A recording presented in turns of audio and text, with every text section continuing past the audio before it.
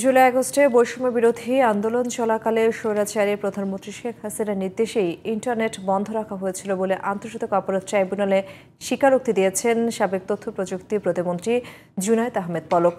জুলাই আগস্টের গণহত্যার ঘটনায় মানবতা বিরোধী অপরাধের অভিযোগে 3 পুলিশ কর্মকর্তাকে জিজ্ঞাসাবাদের অনুমতি দিয়েছে ট্রাইব্যুনাল। এদিকে গণঅভ্যুত্থানে যেসব শিক্ষার্থী সক্রিয় ছিল তাদের টার্গেট কিলিং করা হচ্ছে বলে অভিযোগ করেছে প্রাইভেট বিশ্ববিদ্যালয়ের শিক্ষার্থীরা। মাহি হাসানের আরেকটি রিপোর্ট। জুলাই আগস্টে ছাত্র জনতার আন্দোলনে গণহত্যার সময় তৎকালীন স্বৈরাচারী প্রধানমন্ত্রী শেখ হাসিনার নির্দেশে ইন্টারনেট বন্ধ করা হয়েছিল বলে আন্তর্জাতিক অপরাধ ট্রাইব্যুনালে জানিয়েছেন সাবেক আইসিটির প্রতিমন্ত্রী জুনায়েদ আহমেদ পলক। জিজ্ঞাসাবাদে পলক এমন তথ্য দিয়েছেন বলে বৃহস্পতিবার জানান চিফ প্রসিকিউটর তাজুল ইসলাম। জুলাই আগস্টের এই অভ্যুত্থান চলাকালীন সময়ে ইন্টারনেট বন্ধের যে নাটক করা হয়েছিল সেটি কোনো দুর্ঘটনা ছিল না। খায়ের টাওয়ার বা কোন টাওয়ারে আগুন লেগেছে এগুলোর কোনো ব্যাপারই ছিল না। প্রধানমন্ত্রীর কাছ থেকে নির্দেশনা আসার পরে তথ্য প্রতিমন্ত্রী নির্দেশ দিয়ে আইআইজি ইন্টারন্যাশনাল ইন্টারনেট গেটওয়ে, এই গেটওয়েদের একটা হোয়াটসঅ্যাপ গ্রুপ খোলা হয়।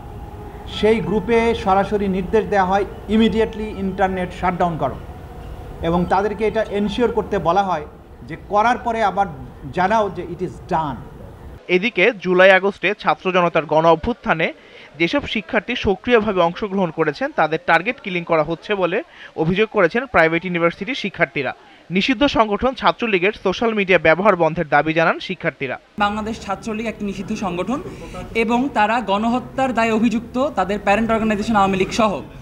তাদের এমন একটা গণহত্যার দায় মাথায় নিয়েও তারা প্রতিনিয়ত তাদের ফেসবুক পেজ এবং তাদের যারা পরিচিত মুখ আছে তাদের ব্যক্তিগত প্রোফাইল ব্যবহার করে, সাইবার স্পেসকে ব্যবহার করে জঙ্গিবাদমূলক উস্কানি দিয়ে আসছে।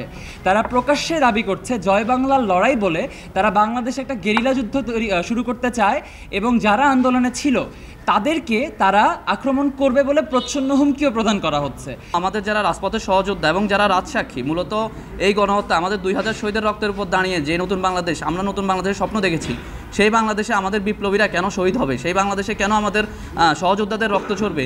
অন্যদিকে বৃহস্পতিবার সাবেক আইজিপি আব্দুল্লাহ আল মামুন, ঢাকা জেলার সাবেক পুলিশ সুপার আব্দুল্লাহ আল কাফি, ঢাকার সাবেক অতিরিক্ত সুপার শাহিদুল ইসলামকে জিজ্ঞাসাবাদের অনুমতি দিয়েছে ট্রাইব্যুনাল। ট্রাইব্যুনালের চেয়ারম্যান গোলাম মর্তুজা মজুমদারের নেতৃত্বে 3 সদস্যের ট্রাইব্যুনাল এ আদেশ দেন।